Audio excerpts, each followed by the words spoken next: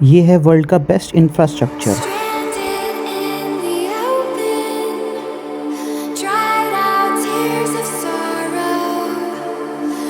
अगर मैं कहूं कि इस प्रकार का बेहतरीन इंफ्रास्ट्रक्चर भारत में भी बनाया जा सकता है, वो भी सरकार के बिना एक पैसे भी खर्च किए हुए, और वो भी बहुत कम समय में, आपको लगेगा ये तो असंभव है, पर वास्तव में ये प्रूवन है।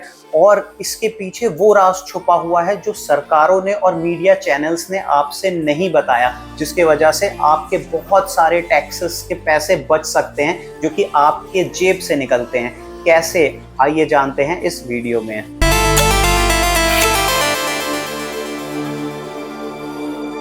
भारत एक ऐसा देश जहाँ पे आपको बहुत हैवी टैक्सेस लगाए जाते हैं। चाहे आप अमीर हो या फिर गरीब, आपको वस्तुओं पे बराबर टैक्सेस देने पड़ते हैं।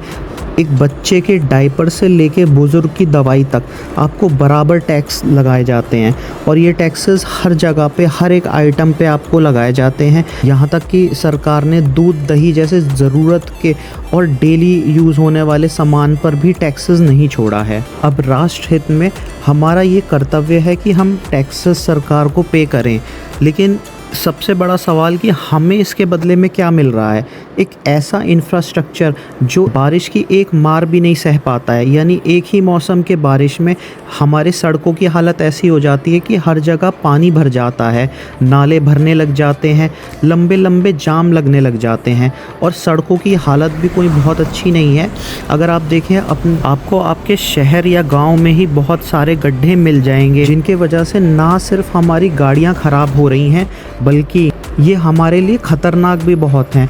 इसके अलावा आप ब्रिजों की हालत देखिए, हर साल कितनी जानें जाती हैं पुलों के टूटने की वजह से।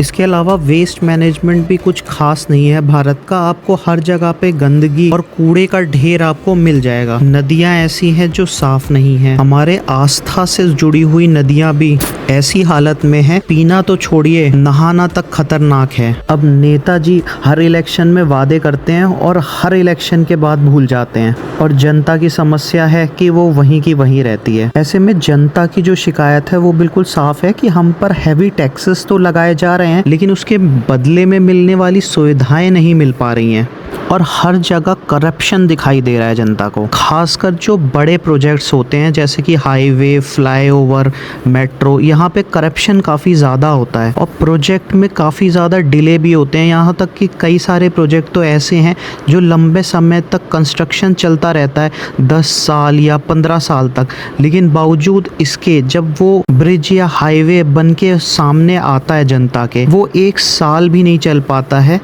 एक बारिश में ही वो जवाब देने लग जाता है। ऐसे में सवाल ये उठता है कि क्या वाकई में हमें एक बेहतरीन इंफ्रास्ट्रक्चर मिल सकता है, और क्या ये वास्तव में भारत में संभव हो पाएगा? अब ये सारी तो थी समस्याएं, अब इसका समाधान क्या है? इसके लिए हमें ये विदेशों में बनने वाले बड़े बड़े इंफ्रास्ट्रक्चर प्रोजेक्ट बनते कैसे हैं और इनके मॉडल वर्क कैसे करते हैं, इसके बारे में थोड़ा सा समझना पड़ेगा, जिसके बाद आपको समझ आएगा कि कैसे हमारी सरकारें हमारे टैक्सेस को बचाते हुए इन बेहतरीन इंफ्रास्ट्रक्चर को अडॉप्ट कर सकती है। अब अगर हम एग्जांपल लें सिंगापुर की, जो कि वर्ल्ड का one of the best infrastructure है, तो ये जो बेहतरीन इंफ्रास्ट्रक्चर आज आप देख पा रहे हैं, सिंगापुर हमेशा से ऐसा नहीं था। अगर हम थोड़ा सा टाइमलाइन में पहले जाए, 1965 में सिंगापुर को आज़ादी मिली थी मलेशिया से, और मलेशिया से अलग होने के बाद सिंगापुर के जो हालात थे वो भारत से भी कहीं गुना बदतर थे। सिंगापुर के पास खुद की आर्मी नहीं थी। एक जो आम जीवन था सिंगापुर में, वो बहुत ही गरीबी में बीत रहा था। उस टाइम में अच्छा खाना नहीं था खाने के लिए, लोगों के पास रोज़गार की जो अपॉर्चुनिटीज़ थे वो बहुत ही कम थे। हालांकि पेट तो हर किसी को अपना पालना है, तो यही एक वजह थी कि उस टाइम में क्राइम भी बहुत ज़्यादा हुआ करता था सिंगापुर में, क्योंकि जो बेरोज़गार लोग थे वो चोरी चकारी करके ही अपना जीवन बिताया करते थे। इसके अलावा ड्रग्स भी एक बड़े लेवल पे समस्या बन के उभर रहा था। हालात इतने ख़राब थे कि एक पानी की बोतल भी सिंगापुर खुद से मैन्युफैक्चर नहीं कर पा रहा था। एक पानी जो कि साफ़ पीने लायक हो वो भी इंपोर्ट कराया जाता था मलेशिया से। इसका मतलब भारत से भी ख़राब हालात वाले देश अगर इस प्रकार का इंफ्रास्ट्रक्चर बना सकता है तो फिर भारत क्यों नहीं बना सकता। अब सवाल ये कि सिंगापुर में इस तरह का इंफ्रास्ट्रक्चर कैसे बन पा रहा है। तो मैं आपको बता दूं कि इस प्रकार का बेहतरीन इंफ्रास्ट्रक्चर में गवर्नमेंट एक पैसा भी खर्च नहीं कर रही है। ये जो सारा इंफ्रास्ट्रक्चर है इसे बनाता और जो चलाता है वो प्राइवेट कंपनियां ही बनाती और चलाती हैं, और इसी तरह से इनकी जो इनकम इससे जनरेट होती है वो भी प्राइवेट कंपनियां ही लेती हैं। अब ये इसको समझने के लिए थोड़ा सा हमें इसके मॉडल को समझना पड़ेगा कि ये काम कैसे करता है। अब उदाहरण के तौर पे अगर एक मेट्रो स्टेशन बनाना है या फिर मान लीजिए एक रोड बनानी है, जो ज़मीन होगी वो सरकार की होगी वहाँ पे। अब सरकार क्या करती है, वो कॉन्ट्रैक्ट कर लेती है बिड के ज़रिए प्राइवेट कंपनीज से, और ये जो प्राइवेट कंपनीज़ हैं वो अपने मुनाफे के चक्कर में कम से कम समय में बेहतरीन इंफ्रास्ट्रक्चर खड़ी कर देती हैं। हालांकि इन पर जो कंट्रोल होता है वो सरकारों का ही होता है। तो ये जब सरकार कॉन्ट्रैक्ट करती है इन कंपनीज़ के साथ में तो जनता के हितों को भी सामने रखा जाता है। इनकी कॉन्ट्रैक्ट में तमाम कंडीशंस लगाई जाती हैं, जैसे कि आम जनता से मैक्सिमम कितना चार्ज कर सकती हैं ये कंपनियां टोल टैक्स या फिर मेट्रो के फेयर से। सरकारें यहाँ पे ध्यान देती हैं कि ये कंपनियाँ क्वालिटी से किसी प्रकार से कॉम्प्रोमाइज़ ना करें, और अगर करती हैं या फिर अगर प्रोजेक्ट को डिले करती हैं, किसी और प्रकार की गलतियाँ करती हैं, तो उन पे अच्छी खासी पेनल्टी भी लगाई जाती है। अब सवाल उठता है कि ये कंपनियाँ कैसे कमाती हैं। तो उदाहरण के तौर पे अगर हाईवे है तो वहाँ पे टोल टैक्स लगाया जाता है।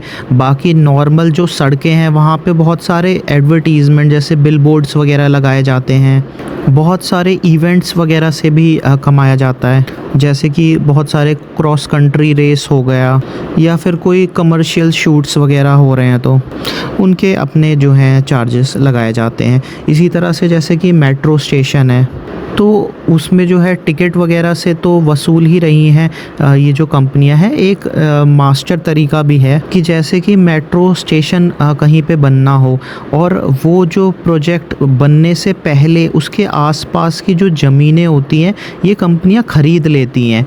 अब ये जो ज़मीनें हैं वो ख़रीदती हैं एक रियल स्टेट कंपनी होती है। इन जो कंस्ट्रक्शन कंपनी है उनकी एक अलग कंपनी बना दी जाती है। कंस्ट्रक्शन कंपनी के साथ साथ इनकी रियल स्टेट की कंपनियां होती हैं जो कि ज़मीनें वगैरह ख़रीदती हैं, खासकर उस एरिया में जहाँ पे मेट्रो स्टेशन बनना हो।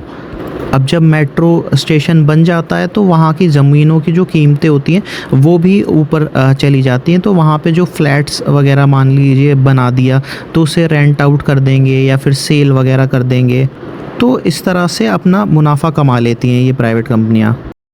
अब सिंगापुर का ये प्राइवेटाइजेशन वाला मॉडल दुनिया भर के डेवलप्ड कंट्रीज़ में काफ़ी ज़्यादा प्रख्यात है। जैसे कि डेनमार्क की ये कोपेनहेगन मेट्रो इसका बहुत ही बेहतरीन एग्ज़ाम्पल है। इसके अलावा स्विट्ज़रलैंड में चलने वाली रेल भी प्राइवेटाइज है। स्विट्ज़रलैंड में दोनों तरह की रेल चलती है, पब्लिक और प्राइवेट। और ख़ास बात यह है कि जो प्राइवेट रेल है उसका जो किराया है वो पब्लिक वाली से कम होता है। इसका मतलब प्राइवेटाइजेशन मॉडल में कहीं ना कहीं पब्लिक के भी पैसे बच जाते हैं। तो ये सवाल अब आप खुद से कीजिए कि क्या आप वाकई में तैयार हैं इस तरह के इंफ्रास्ट्रक्चर के लिए? क्या आप अपनी सरकारों से इसकी डिमांड करेंगे? क्या आप वोटिंग इन इंफ्रास्ट्रक्चर वाले मुद्दों पे करेंगे? अगर करेंगे तो आप हमें ज़रूर अपनी राय, अपने विचारों को लिख भेजिए हमारे कमेंट सेक्शन में। और इस तरह की वीडियोस आपको हमारी पसंद आ रही हैं या नहीं आ रही हैं ये भी आप अवश्य लिख भेजिए। आपके सजेशंस, आपके फीडबैक्स का स्वागत है। तब तक के लिए धन्यवाद।